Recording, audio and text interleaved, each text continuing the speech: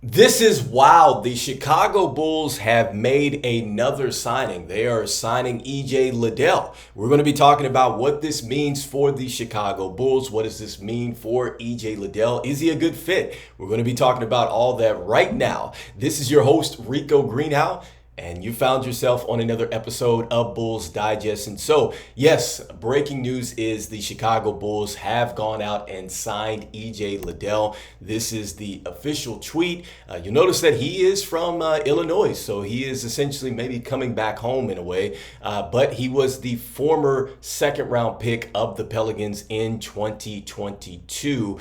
And I must say, I do like this signing, and I think it is interesting. I'm not sure if he's going to necessarily make the roster. Could definitely be on that two-way deal that we have left. We do have one more. But I love the fact that he is a bigger forward at 6'7" with a good wingspan of 6'11", 7 foot. But he competes his tail off defensively. In fact, that's his calling card. And if I'm going to go out there and put a player comparison to him, I'm going to say he's much like a Draymond Green and Grant Williams type of player. All right, I think that he absolutely shows you that on his game tape, in the tape that I watched when he was playing for Ohio State University. I think you see a lot of those traits, those qualities with what he was able to do, playmaking wise on the offensive end and defensively. He's the captain out there. He's absolutely a leader. He's not afraid to let players know about their mistakes and be positive about it. But he is the absolute quarterback on that defensive end. And I got a chance to look at some additional tape with him going into the draft and really just going over the details about playing defense and understanding concepts.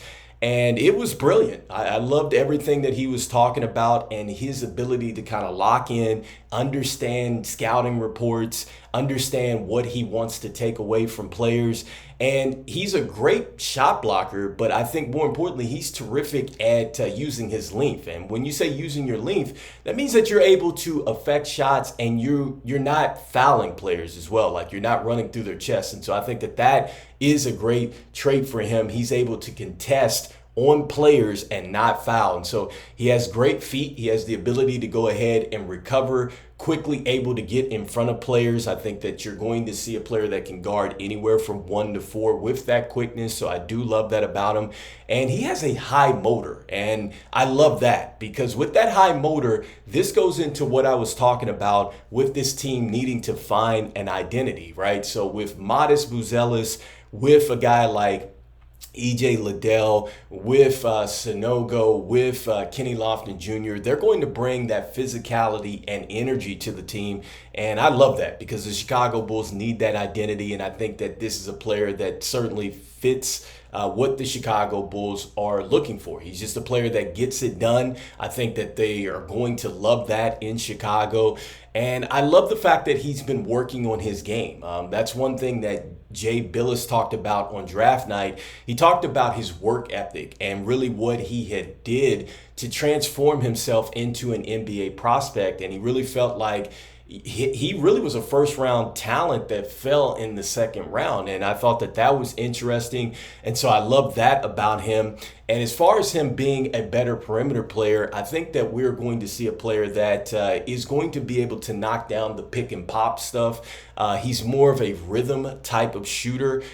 He's not going to be a player that's just going to create off the dribble. I talked about that with the Draymond and the Grant Williams type of player. They're more so those players that are going to get those kind of breakdown three-point shots and stuff like that. You see that a lot with Draymond and stuff earlier on in his career. And that's what you're going to see with EJ Liddel. And so as we get into the draft profile, and they talk about this with the wingspan, they talk about him being able to be a better pick and pop player, being able to catch lobs is one thing. He crashes the glass well, so he's a terrific rebounder. And they talk about the fact that he got better as a shot blocker. He does have some G League experience. When you look here, 17.7 points a game, 7.8 rebounds a game, and an assist a game. So he does have that G League experience. So we do like that. It's just more so now, can he put it together on the professional level? And that seems to be one of the reoccurring themes, I should say, about the Chicago Bulls is they continue to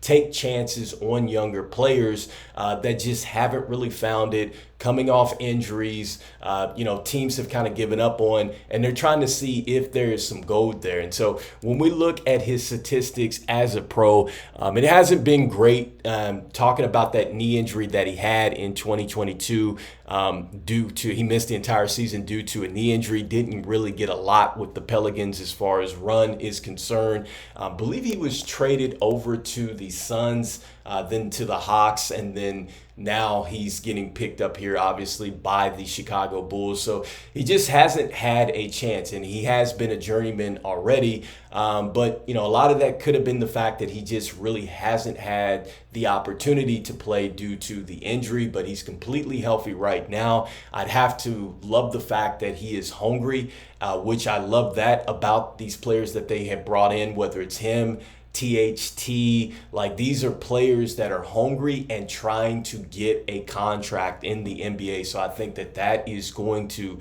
make the Chicago Bulls a bit competitive out of the gates amongst each other. So I think that is a start for trying to build this team in a different direction. And so lastly, the defensive analysis, I've already talked about that before, but these are some of the things that they were talking about going into that particular draft class, just talking about him emerging as a real presence at protecting the rim. And I definitely think that you are going to see that on tape. I think that that's something that the Chicago Bulls could absolutely use. Talking about his rebounding, the physicality there. I love that.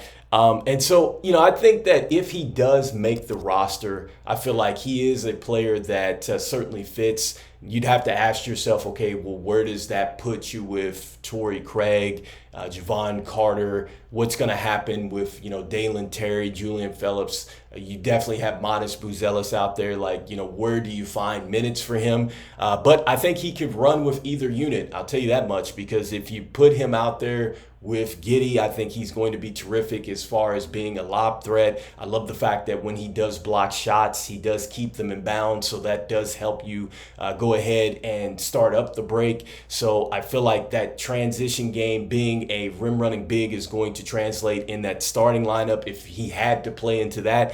And then just coming off the bench, I think that he absolutely fits that. Like if you have Lonzo, you have Ayo running with them, you think about Modest, you think about Jalen Smith, him, like those players are going to bring us some defensive presence, and they're also going to be able to run the floor as well. So I think that either way, like if he somehow makes it to the bigger roster, it's a good fit for the Chicago Bulls to go ahead and just take a chance. It is a low risk signing, high reward in this situation. So, and nobody really knows anything that he could do. It's all just possibilities that we saw on tape, and we've seen that he can play in the G League, but we need to see that now in the NBA. So with that being said, let me know what you're thinking in the comments. Do you think that this was a good signing for the Chicago Bulls? Do you think that yet again this is maybe a little bit too much packed as a guard kind of signing, even though I think that this is more helping us as far as trying to get bigger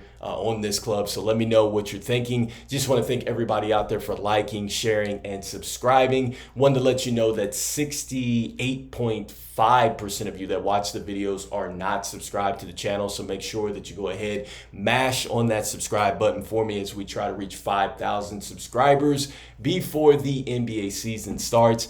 And even though we're talking about a player that, he hasn't got a whole bunch of minutes in the actual NBA due to a lot of different situations, but I still think he can impact the Chicago Bulls. I'm still saying go Bulls, and I'll see you in the next one. Peace.